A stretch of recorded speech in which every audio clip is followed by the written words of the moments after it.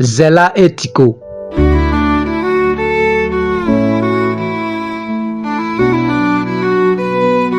Il s'appelait Zéla, un jeune garçon au regard profond, orphelin de père et de mère. Il vivait dans un modeste village où la poussière collait aux pieds et où les silences du soir murmuraient la solitude des cœurs blessés. Élevé par sa marâtre, une femme au cœur sec comme la saison sèche, Zéla ne connaissait que les privations et la souffrance.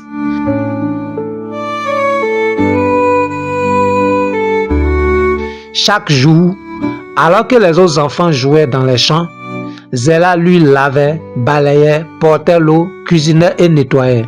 Il recevait les plus petites portions de nourriture, souvent les restes racornis que personne ne voulait.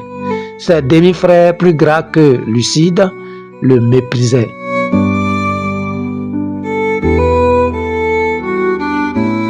Mais Zéla n'était pas tout à fait seul. Un chien maigre au pelage doré, qu'il avait sauvé alors qu'il n'était qu'un chiot, était devenu son meilleur ami, son confident, son ange gardien. Ce chien qu'il appelait Tycho semblait comprendre les douleurs muettes de son petit maître. Chaque nuit, Tycho dérobait un peu de nourriture dans la cuisine, la cachant dans un trou creusé derrière la hutte. Seuls Zéla et Tycho connaissaient la cachette.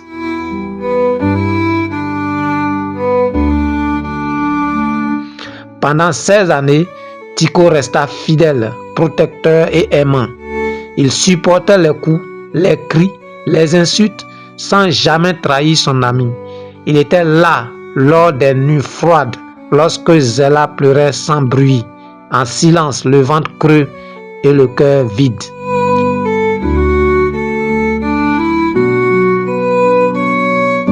Mais un jour, Tycho s'endormit pour ne plus jamais se réveiller.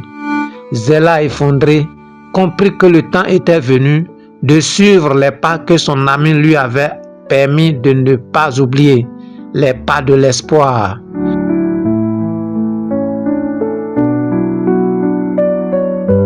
Alors, fuyant sa marâtre et ses demi-frères, il partit à l'aventure, seul mais porté par les souvenirs et l'amour d'un chien.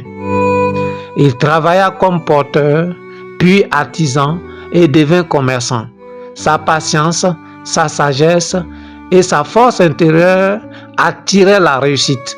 Les années passèrent et Zéla devint riche puis puissant.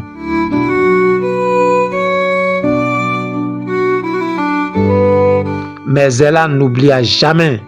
Un jour, vêtu d'un boubou royal, conduit par une voiture étincelante, il retourna au village.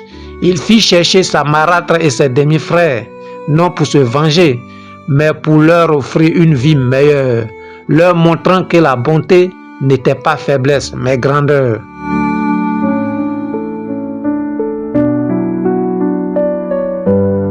Morale: même dans la souffrance, celui qui garde son cœur pur et son esprit fidèle à ses rêves peut triompher de tout. L'amour sincère, même celui d'un animal, peut nourrir une vie entière. Proverbe: celui qui sème dans la douleur récolte dans la lumière.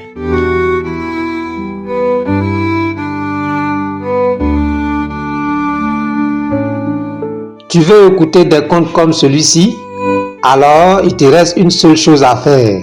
Abonne-toi à la chaîne YouTube et à la page Facebook de la Bacadémie à l'adresse @Bacadémie Lab. Commente les publications, partage-les et like-les.